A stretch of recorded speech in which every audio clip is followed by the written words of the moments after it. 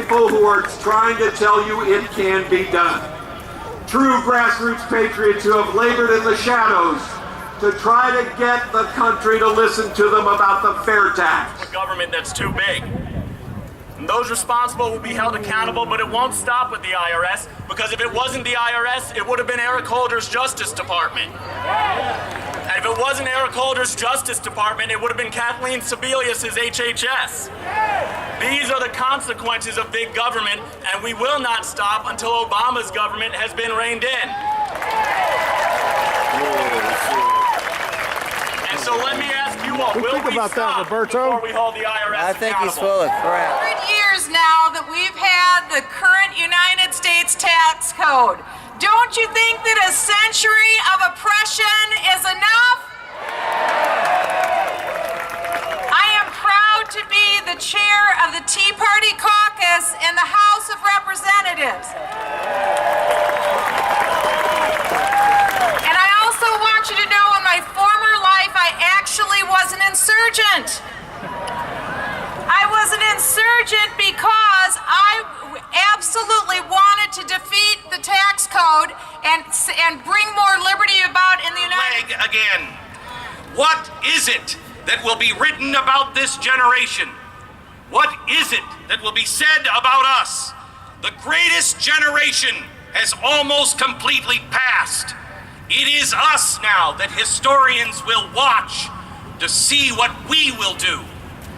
Will it be said of us, this generation, that no one called for justice, no one pleaded for truth, that we trusted in vanity and spoke in lies, that we conceived mischief and brought forth iniquity?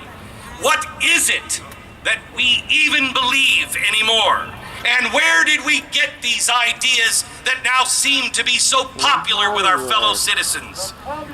Our forebears came to these shores, not for free stuff, but for freedom. Our forebears came here to make their own way, to create a different life. They came here because they knew that God made them free, and they were free. So I asked Harry Reid if I could borrow his. You think the NSA is going to be surprised when they see Harry Reid at a tea party? I think we can have freedom and security and the Bill of Rights and the Constitution all at the same time. I'm like most Americans horrified that my government has gotten out of control and is persecuting people for their religious and their political beliefs, and it needs to end, and it needs to end now.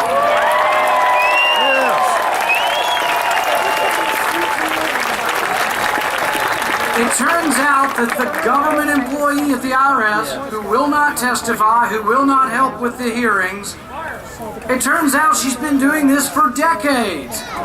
She was at the FEC telling Republican candidates that you need to quit and we'll leave you alone, but you need to never run for office again. She's been using this bully nature of government, and we're sick and tired of government bullies, and we need to send them home.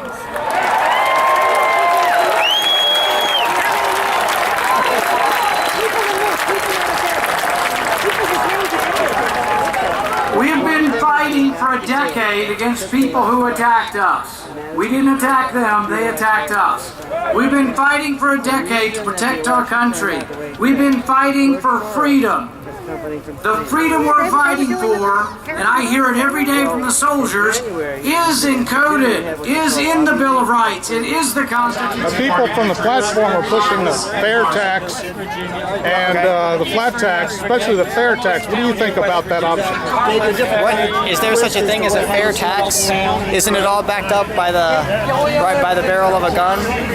So I guess that's my question I have for them. But the benefit I'm hearing about about the fair tax that at least sounds better than what we have now is that it seems to only be on sales, like sales of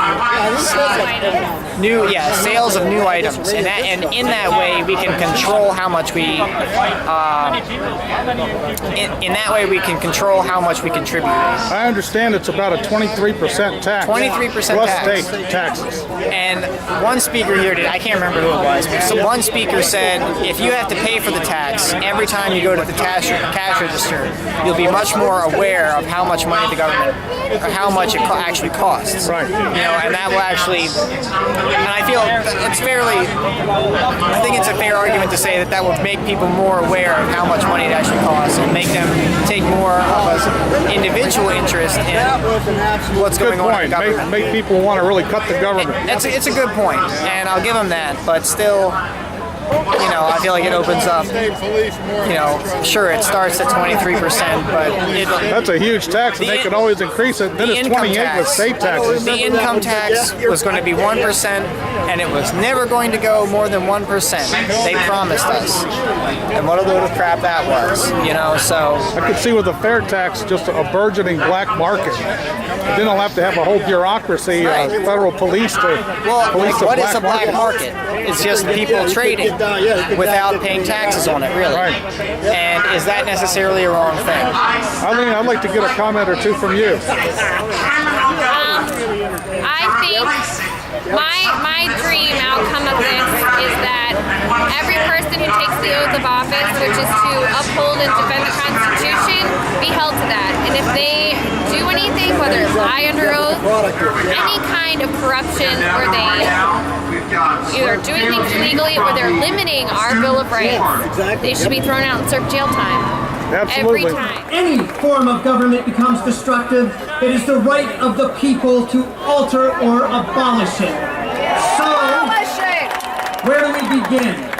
Here's an idea. How about we abolish the IRS? Yeah! I'm not appealing to you today to merely audit the IRS. I mean to obliterate it. Yes! It is too powerful, too bureaucratic, too corrupt, and too easily used as a weapon against the American people.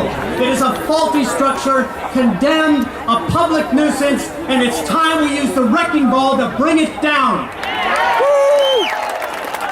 We can easily replace it with a simple consumer-based tax, like the fair tax, that would eliminate the need for the army of agents of the IRS. But let's not stop the fight there. Let's repeal Obamacare. Let's eliminate our crushing national debt. Let's get rid of Common Core.